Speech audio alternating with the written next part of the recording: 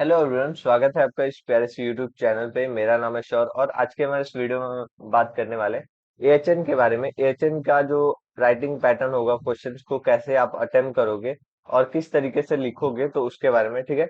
और जो भी इंपॉर्टेंट टॉपिक्स को भी हम इसमें थोड़ा सा देख लेंगे, ठीक है। तो अगर आप देखो तो एएचएन के लिए मैंने इंपॉर्टेंट क्वेश्चंस का अलग एक वीडियो बना रखा है, जो कि जो लोग फोर्थ सेमेस्टर में उनके लिए। और अगर आपको नोट्स चाहिए तो नोट्स के लिए मैंने डिस्क्रिप्शन में एक लिंक दे रखा है, वहां से आप ले सकते हो और प्रॉपर तरीके से उससे आप प्रिपेयर कर सकते हो। आप वहां से परचेज कर सकते हो, ठीक है। पेड नोट्स हैं तो वहां से आप ले सकते हो। एचएन की अगर हम बात करें तो आप वैसे तो ये पुराना नया सब्जेक्ट तो है नहीं, पुराना सब्जेक्ट है। आपको पता चल गया होगा कि कैसे कैसे इसको अटेम्प्ट करना होगा और मतलब कि पैटर्न वाइज कैसे कैसे लिखना होता है। और इसमें अगर जो लोग को नहीं पता है उसके बारे में हम बात करेंगे, ठीक है। तो जो क्वेश्चंस है वो आपके पेपर जो है आपका देखा जाए तो 75 नंबर के आते हैं। और जो कॉपीज इसमें मिलती हैं, दो कॉपियां, मतलब कि दो या तीन, आप जितना चाहो उतना ले सकते हो। पहला जो है 24 होता है, बाकी सब 16 16 होता है, ठीक है। तो इस तरीके से आप ले सकते हो। अब इसमें क्या क्या करना होता है, कैसे कैसे करना होता है, तो उस सभी के बारे में अगर बात करें तो पहले हम लोग बात करेंगे कि पैटर्न क्या रहेगा हमारा क्वेश्चन लिखने का, ठीक है। तो क्वेश्चन अगर आपको, वन सेकेंड इसको इरेज कर लूं मैं। अगर आपको क्वेश्चन आता है तो उसको आप कैसे अटेम्प्ट करोगे, क्या क्या लिखोगे। तो पहले बिफोर स्टार्ट आप जो भी इंस्ट्रक्शन है वो सब पढ़ोगे, अटेम्प्ट करोगे सारे क्वेश्चंस को, ठीक है। अब इसमें होता ये है कि 15 नंबर के आपके दो क्वेश्चंस होते हैं, ठीक है। दो दो क्वेश्चन होते हैं तो आपको उसको प्रॉपर तरीके से करना होता है, ठीक है। प्रॉपर जो आंसर्स है वो आपको लिखने होते हैं, जो भी आंसर्स है वो सब, ठीक है। इसमें आपको ये नहीं देखना होता है कि कितने पेजेस भरे, क्या हुआ, कैसे हुआ। आपको जो आ रहा है वो लिखो उसमें। अब जरूरी नहीं है कि कुछ नहीं आ रहा है, जो भी आ रहा है मतलब कि दिमाग में जो भी है सब कुछ उतार डालो। तो ये सब होता है। पहला क्वेश्चन देखो कि नंबर करेक्ट हुआ है या नहीं, प्रॉपर तरीके से जो भी इसमें मतलब कि देखा जाए तो करेक्ट नंबरिंग। और जो लॉन्ग क्वेश्चन है वो न्यू पेजेस से स्टार्ट करो। जैसे कि आप देखो, कभी कोई कोई ऐसे स्टूडेंट्स होते हैं, जैसे मान लो कि आपका क्वेश्चन यहाँ से खत्म हुआ, यहाँ से खत्म हुआ, तो यही से नया क्वेश्चन स्टार्ट कर देते हैं। मैं प्रिफर करता हूँ कि अगर लॉन्ग क्वेश्चन है, मतलब कि 5 नंबर या 15 नंबर के लिए, तो मैं नए पेज से स्टार्ट करता हूँ। इससे ये होता है कि जो फ्रेशनेस भी दिखती है और साथ ही में वो क्वेश्चन खोता नहीं है। तो इसके लिए आप एक बार देख सकते हो, ठीक है। और प्रॉपर तरीके से हेडिंग्स का यूज करो, प्रॉपर अंडरलाइन करो जो भी इंपॉर्टेंट पॉइंट्स है, ठीक है। और इसके साथ साथ अच्छे से मतलब हेडिंग डाल के और हाईलाइट करो सारे पॉइंट्स को, ठीक है। अगर हम पैटर्न की बात करें कि क्या पैटर्न में आप लिखोगे, तो अगर पैटर्न में हमारा जो है कोई भी क्वेश्चन आता है, मान लो कि आपका मतलब कि ईएनटी से ही कोई क्वेश्चन आया, तो इसमें आपको क्या करना होगा। तो कोई भी डिजीज कंडीशन का इंट्रो लिखो पहले। इंट्रो के बाद से उसका इंट्रो में क्या लिखोगे, तो छोटा सा इसमें मतलब कि इंट्रोडक्शन, उसको इंट्रोड्यूस करोगे कि क्या कंडीशन है। जैसे ग्लूकोमा है तो ग्लूकोमा क्या होता है, आईसीपी जो रेट है वो कैसे घटता है, क्या क्या इसमें कंडीशंस होती हैं, ठीक है। दूसरा हम देखें तो इसमें क्या है, तो इसमें हम लोग डेफिनेशन को देखते हैं। डेफिनेशन में आपको एक्यूरेट जो डेफिनेशन होता है, जो कि मतलब कि उस टॉपिक को डिफाइन करे, वो आपको लिखना होता है, ठीक है। क्लासिफिकेशन और टाइप्स, अगर ग्लूकोमा के अलग अलग टाइप्स है तो वो आप लिखोगे, अच्छे से आप इसमें बताओगे, ठीक है, टाइप्स और क्लासिफिकेशन में। देन हमारा आता है कॉज। कॉज और इथियोलॉजी दोनों सेम ही होता है, तो इसको आप लिखोगे। रिस्क फैक्टर जो है वो आप बताओगे कि किस कंडीशन की वजह से और ज्यादा वर्स हो रहा है केसेस, तो ये सब हो गया। पैथोफिजियोलॉजी को बताओगे। पैथोफिजियोलॉजी एक तरीके से देखा जाए तो फ्लो चार्ट है, जो कि डिजीज कंडीशन जो है वो कहाँ से कैसे हुआ, क्या क्या हुआ, किस तरीके से है, तो एक प्रॉपर पाथवे में इसको एक्सप्लेन करना, वो आपका पैथोफिजियोलॉजी है। अगर आपको पैथोफिजियोलॉजी नहीं आता तो पैथोफिजियोलॉजी के लिए मैंने एक वीडियो बना रखा है, उसको आप अगर अच्छे से देखते हो कि पैथोफिजियोलॉजी कैसे लिखते हैं, तो आपको प्रॉपर तरीके से अच्छे से आ जाएगा, ठीक है। साइन और सिम्टम्स है तो उसको आप एक बार देखोगे, इन्वेस्टिगेशन को देखोगे, डायग्नोसिस को देखोगे, मैनेजमेंट और ट्रीटमेंट इसमें लिखोगे, और देन जो है नर्सिंग रिस्पॉन्स और इसके जो भी मैनेजमेंट है वो सब लिखोगे, ठीक है। अब इसमें हम अगर देखें तो साइन और सिम्टम्स, मतलब कि जो भी डायग्नोसिस है वो साइन और सिम्टम्स हो गया, क्लिनिकल मैनिफेस्टेशन इसको बोलते हैं, ठीक है। इन्वेस्टिगेशन हो गया। ट्रीटमेंट में क्या है, सॉरी वन सेकेंड, मैनेजमेंट में क्या होता है। मैनेजमेंट में आपके तीन मैनेजमेंट होते हैं, ठीक है। पहला जो मैनेजमेंट है इसमें आप मतलब कि देखा जाए तो मेडिकल मैनेजमेंट होता है। मेडिकल बोल सकते हो या फिर आप इसको फार्माकोलॉजिकल बोल सकते हो। दूसरा जो है हमारा सर्जिकल होता है। सर्जिकल में आपका क्या होता है, तो सर्जिकली इसको हम लोग सही करते हैं, ठीक है। तीसरा जो इसमें होता है नर्सिंग मैनेजमेंट होता है, ठीक है। अगर लॉन्ग क्वेश्चन है तो इसमें आप तीनों को ही डिफाइन करोगे। इसमें देखो पहले मेडिकल में क्या है, तो मेडिकल में जो भी मेडिसिन और मतलब कि ऐसे प्रिस्क्राइब किया जाता है दवाएं, उसको आप लिखोगे, ठीक है। सेकेंडली जो है सर्जिकल, अगर कोई सर्जरी है जैसे कि मतलब कोई भी सर्जरी है, जैसे वेस्टेक्टॉमी है तो वो हो रहा है तो उसको उसको आप बताओगे। या फिर अगर देखें तो कोई मतलब कि एप्सिस हो रहा है तो उस केस में बताओगे कि ड्रेनेज करके हम लोग निकाल रहे हैं एप्सिस को। तो ये सब होता है। और इसमें नर्सिंग मैनेजमेंट क्या है, तो उसमें जो मतलब कि नर्सेस जो है वो क्या क्या इसमें कर रही हैं, कैसे कैसे वो लोग अपना योगदान दे रही है, तो ये सब इसमें आ जाता है, ठीक है। तो मैनेजमेंट जो है वो तीन तरीके से इसमें लिखा जाता है। देन जो है आपके प्रिवेंशन आ जाता है, कॉम्प्लिकेशंस और कंक्लूजन आ जाता है, और इस तरीके से आपका ये टॉपिक यहाँ पे कंप्लीट होता है, ठीक है। तो एक बार और मैं डिफाइन करता हूँ कि कैसे कैसे क्या होता है, तो एक बार पहले इरेज कर देता हूँ सब कुछ।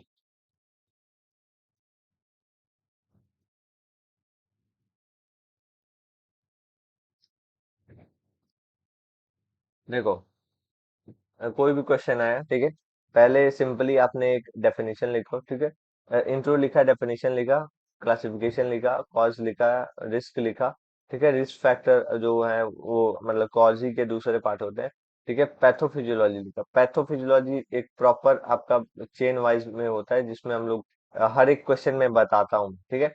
तो आपने मेरे लेक्चर्स को देखे हैं तो आपको समझ आ रहा होगा, ठीक है।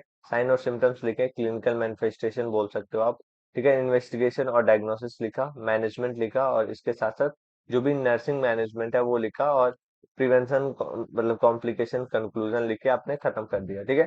तो ये सब आपका इस तरीके से एक प्रॉपर पैटर्न होता है।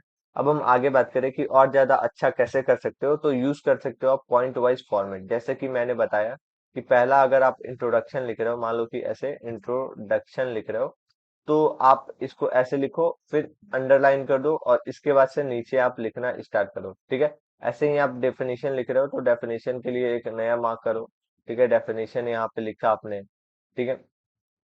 डेफिनेशन लिखा, और डेफिनेशन लिखने के पहले यहाँ पे दो डॉट, और यहाँ से आपने लिखना स्टार्ट किया, और जहाँ पे खत्म हुआ ये आपने कॉमा डाल के ऐसे खत्म कर दिया। तो इस तरीके से अगर आप लिखते हो तो बहुत अट्रैक्टिव भी दिखता है। और ऐसे ही अगर हम देखें तो इथियोलॉजी भी लिख सकते हो। इथियोलॉजी में क्या है, तो मान लो कि आपने इथियोलॉजी लिखा, अब इसमें होता ही है कि आपके बहुत सारे अलग अलग कंडीशंस होते हैं, तो इसमें आपने एक एक एरो करो और यहाँ पे जो भी कंडीशंस है वो लिखते जाओ।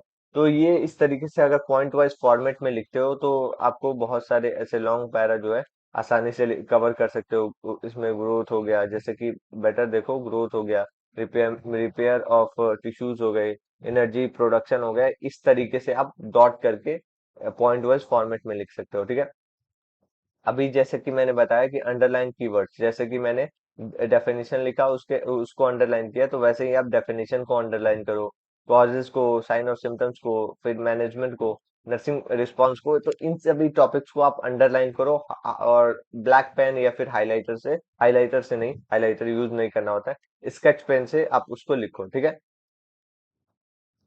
अब हम आगे बात करें तो इसमें ड्रॉ कर सकते हो आप ग्राफ, मतलब कि डायग्राम को भी और फ्लो चार्ट को भी।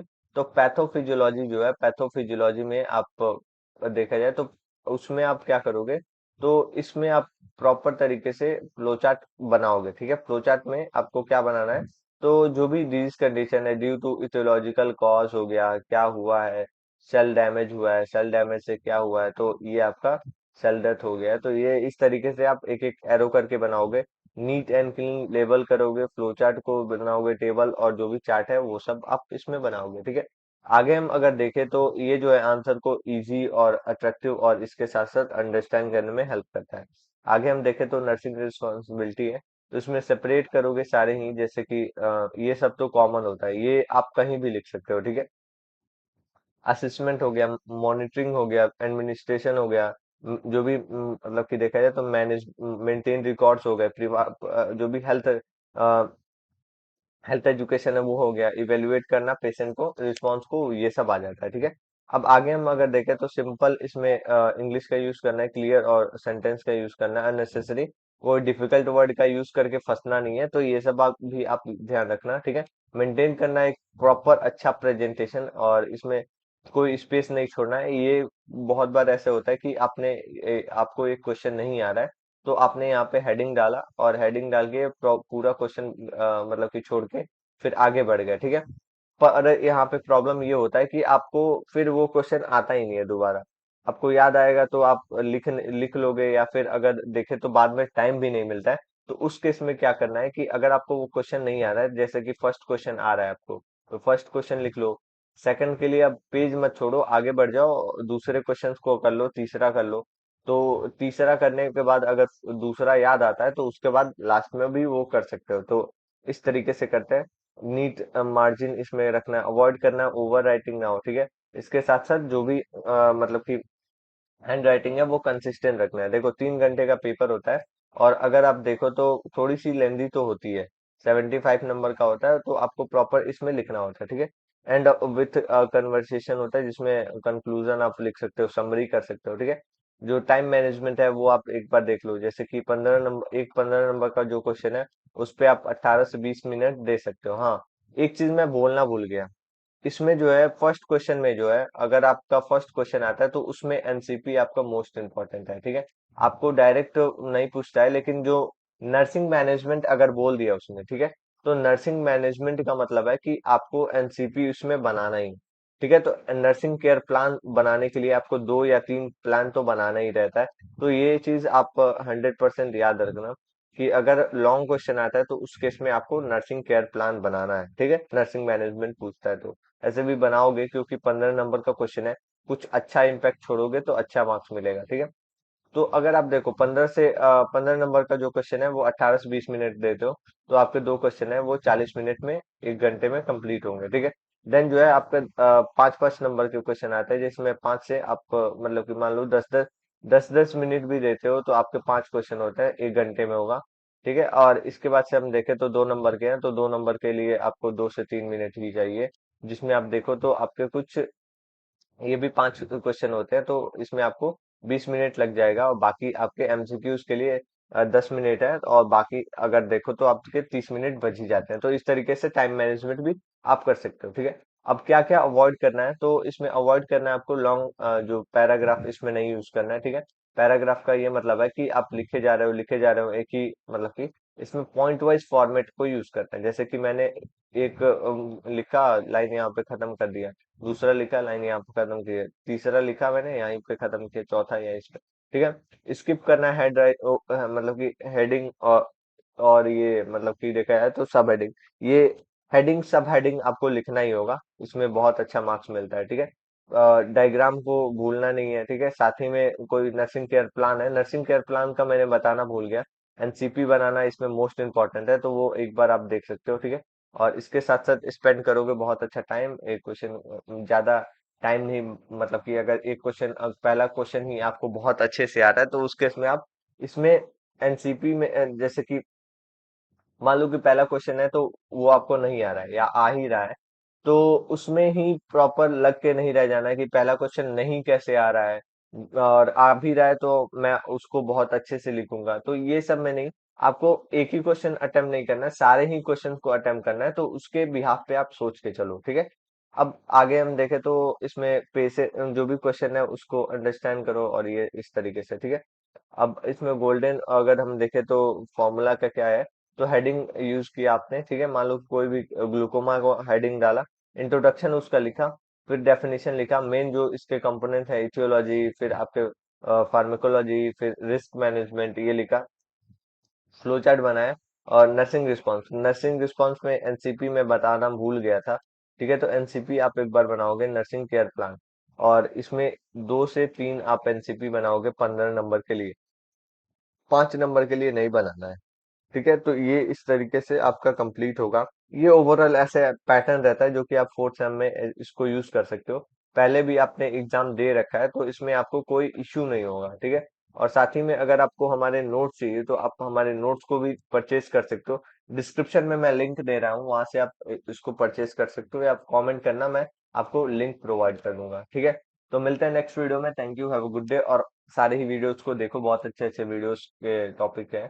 तो एग्जाम्स भी अच्छा जाएगा। और कोई भी डाउट है, कोई भी इससे रिगार्डिंग अगर प्रॉब्लम है या फिर कोई अदर आपको इश्यूज है, तो आप नीचे कमेंट करना, मैं ट्राई करूंगा उसको रिजॉल्व करने का। ठीक है, तो मिलते हैं नेक्स्ट वीडियो में। Thank you.